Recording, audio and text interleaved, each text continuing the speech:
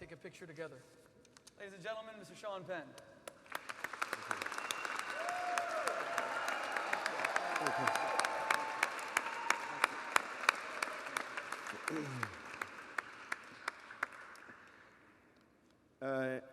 I'd like to thank This World, the Values Network, for inviting me here tonight.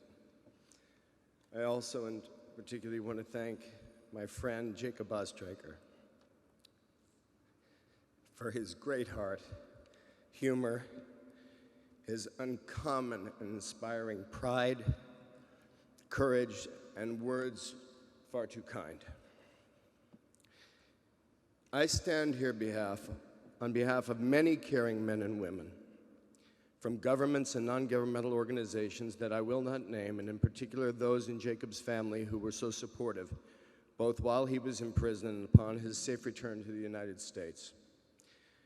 Jacob was railroaded by a corrupt Bolivian judiciary. There's no two ways about that.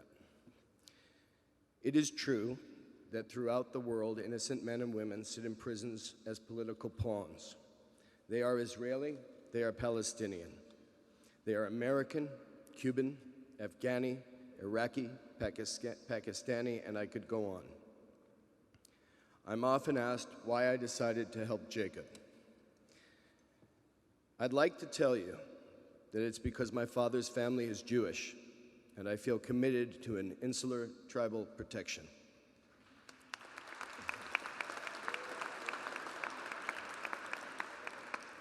But I can't tell you that. And while I feel a strong embrace of my Irish-Italian roots and of my Lithuanian roots and of my patriotism as an American, unlike what Jacob said moments ago, my little part in his freedom was not simply due to his being my American brother. Rather, he was one among those political pawns, among the human brotherhood, trapped where I had some regional access, and we are all obligated to move hopelessness to hope. I'm not referring to the hope of campaign slogans, and in fact, I was once asked by some formidable political movers and shakers if I would ever consider running for political office. And while I do not intend to slander or generalize amongst those dedicated to public service, I could not help but think that the answer to the inquiry were the words of Irish playwright Brendan Behan. I could never run for political office because I only have but one face.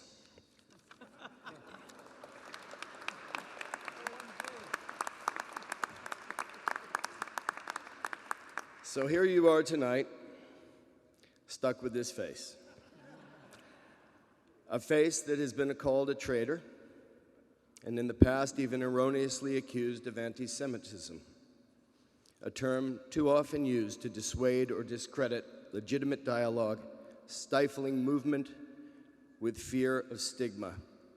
To these attacks, I have become comfortably numb.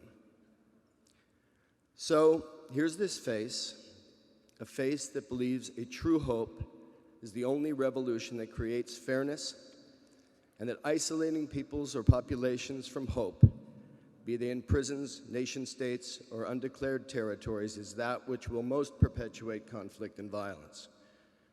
There is not and never has been such a thing as a suicide bomber who believes that tomorrow can be a better day for his or her children, religion, homeland, without resorting to such perverse extremes. I have children in this world who are blessed with enormous hope. I want to see a day when every child is able to experience the same. So why did I help Jacob Ostreicher? Because it's our job to do so.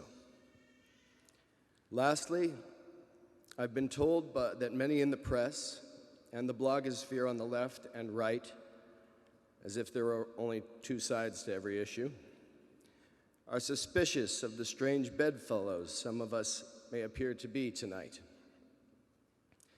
I accepted the invitation of Rabbi Shmuley and the Values Network for a very simple reason. He reached out.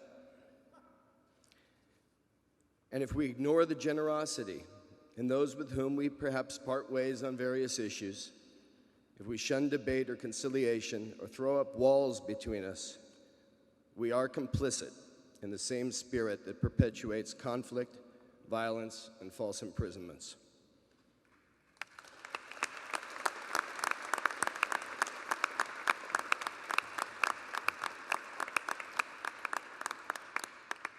It seems to me that obligations themselves unite us. It seems that attention to the lessons of history, for example, a unified obligation, like history, the lessons of history, wherein any religion or culture remaining static will die. We're obligated to movement.